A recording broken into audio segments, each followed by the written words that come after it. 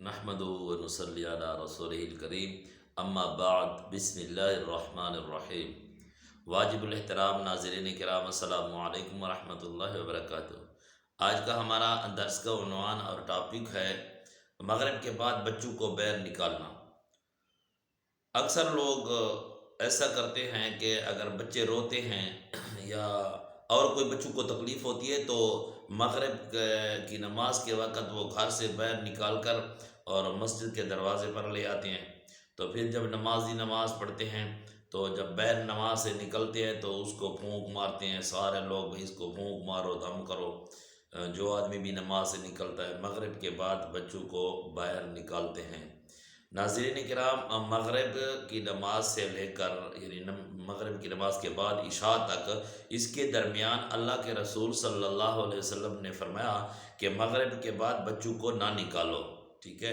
کیونکہ مغرب کے بعد جو ہے نا جب رات شروع ہوتی ہے اور اندھیرا چھانے والا ہوتا ہے تو اس وقت سرکش شیاطین جو ہیں وہ نکل آتے ہیں اور وہ گلیوں میں چھا جاتے ہیں۔ تو نبی اکرم صلی اللہ علیہ وسلم نے فرمایا کہ مغرب کے بعد اپنے بچوں کو باہر نہ نکالیں، ٹھیک ہے؟ مغرب کے بعد بچوں کو نکالنے کا نقصان جو ہے وہ یہ ہے کہ ان کو شیطان مسا کرتا ہے، ٹھیک ہے؟ اب اللہ کے رسول صلی اللہ علیہ وسلم نے اس وقت بچوں کو گھر سے باہر نکالنے سے منع فرمایا ہے۔ اب اکثر لوگ تو یہ عادت بنائی ہوئی ہے تو یہ غلط ہے۔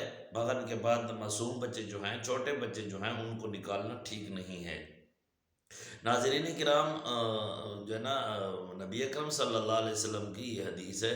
اب ہم تو اس لیے نکالتے ہیں کہ بھئی بچہ روتا ہے، شر کرتا ہے تو اس کی وجہ سے مسجد کے دروازے پر لے آتے ہیں، وہ بھی مغرب کے وقت۔ تو جو نمازی نکلتا ہے اس کو پھونک مارتا ہے۔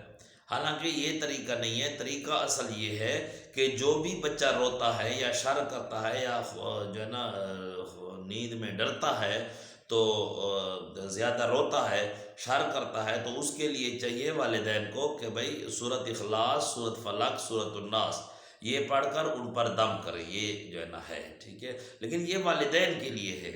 زیادہ سے زیادہ دم جو ہوتا ہے وہ والدین کا لگتا ہے، تو چاہیے کہ ان کے جو والدین ہیں وہ ان پر یہ دم کریں، ٹھیک ہے؟ یا اس کا ابو جو ہے وہ سورۃ اخلاص، قل هو اللہ احد، ٹھیک ہے، قل اعوذ برب الفلق، قل اعوذ برب الناس، یہ 3 صورتیں پڑھ کر ان پر دم کرے، یا اس کی جو ہے نا والدہ جو ہے اس کی ماں بچے کی، یا وہ پڑھ کر دم کرے، یا اگر نہ والد کو آتی ہے نہ والدہ کو آتی ہے، حالانکہ یہ صورتیں تو ہر کسی کو آتی ہیں، اگر نہیں آتی تو پھر گھر میں جو بھی کوئی آدمی پڑھا ہوا ہے تو وہ جو ہے نا پڑھ کر دم کرے۔